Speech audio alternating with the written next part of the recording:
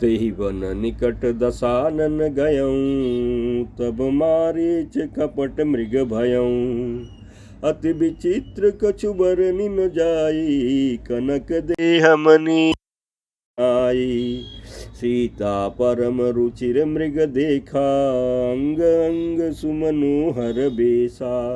सुनहु देव रघुबीर कृपाला, एहि मृग कर अति सुंदर छाला। सत्य संद प्रभु बरी करिएहि, आनहु चर्म सहित बैदेहि। सत्य संद प्रभु बध करिएहि, आनहु चर्म कहति बैदेहि। तब रघुपति जानत सब कारण, उठे हरषि सुर काजु संवारन। मृग बिलोकी कटि पटि कर बांधा, कर तल चाप रुचिर कर सांधा। प्रभु लक्ष्मण ही कहा समुझाई, फिरत विपिन निशिचर बहु भाई। सीता केरि करऊँ रखबारी, बुद्धि विवेक बल समय विचारी। प्रभु ही बिलोकी चला मृग भाजी, धाये राम सरासन साजी। निगम नीति शिव ध्यान न पावा, माया मृग पाछे सो धावा। कबहु निकट पुनि दूरी पराई, कबहु की प्रगट कबहु छपाई। प्रगटत दुरत करत छल भूरी, एहि विधि प्रभु गयऊँ ले दूरी। तब तकी राम कठिन सर मारा, धरनी परऊँ करि घोर पुकारा। लक्ष्मण कर प्रथम लय नामा, पाछे सुमिरसि मन महु रामा।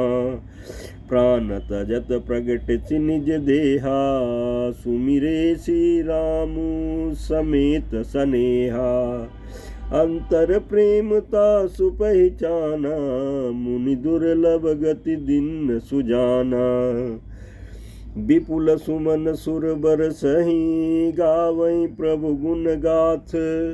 निज पद दिन्नि असुर कहूँ, दीन बंधु रघुनाथ। प्रमात सियावर रामचंद्र शंकर जीव। जो अरण्य कांड दोहा 27। इस चौपाई के प्रसंग में तुलसीदास जी कहते हैं कि जब रावण उस जिस वन में श्री रघुनाथ जी रहते थे, निकट पहुंचकर मारीच कपट मृग बन गया। वह अत्यंत ही विचित्र था, कुछ वर्णन नहीं किया जा सकता। सोने का शरीर मणियों से जड़ करके बनाया गया था। सीता जी ने उस परम सुंदर हिरण को देखा, जिसके अंग अंग की छटा अत्यंत मनोहर थी। वे कहने लगी, हे देव, हे कृपालु रघुवीर, सुनिए, इस मृग की छाल बहुत ही सुंदर है। जानकी जी ने कहा, हे सतप्रतीक प्रभु, इसको मारकर इसका चमड़ा ला दीजिए। तब श्री रघुनाथ जी ने मारीच के कपट मृग बनने का सब कारण जानते हुए भी देवताओं के कार्य बनाने के लिए हर्षित होकर के उठे। हिरण को देखकर श्री राम जी ने कमर में फेटा बांधा और हाथ में धनुष लेकर उस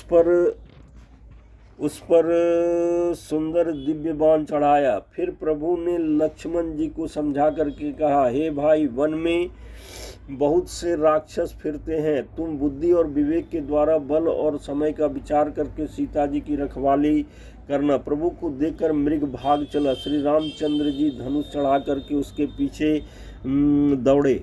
वेद जिनके विषय में नीति नीति कहकर रह जाते हैं, और शिव जी भी जिन्हें ध्यान में नहीं पाते, अर्थात जो मन और वाणी से नितांत परे हैं, वे श्री राम जी माया से बने हुए मृग के पीछे दौड़ रहे हैं। वह कभी निकट आता है और फिर दूर भाग जाता है, कभी तो प्रकट होता है और कभी छिप जाता है। इस प्रकार प्रकट होता और छिपता हुआ वह बहुत से छल करता हुआ वह प्रभु को दूर ले गया। तब श्री रामचंद्र जी ने तक कर निशाना साध कर कठोर बाण मारा, जिसके लगते ही वह घोर शब्द करके पृथ्वी पर गिर पड़ा। पहले लक्ष्मण जी का नाम लेकर उसके पीछे मन में श्री राम जी का स्मरण किया। प्राण त्याग करते समय उसने अपना राक्षसी शरीर प्रकट किया और प्रेम से श्री राम जी का स्मरण किया। सुजान सर्वज्ञ श्री राम जी ने उनके हृदय के प्रेम को पहचान कर उसे वह गति अपना परम पद दी जो मुनियों को भी दुर्लभ है। देवता बहुत से फूल बरसा रहे हैं और प्रभु के गुणों की गाथाएं और स्तुतियां गाए जा रहे हैं कि श्री रघुनाथ जी ऐसे दीन बंधु हैं कि उन्होंने असुर को भी अपना परम पद दे दिया।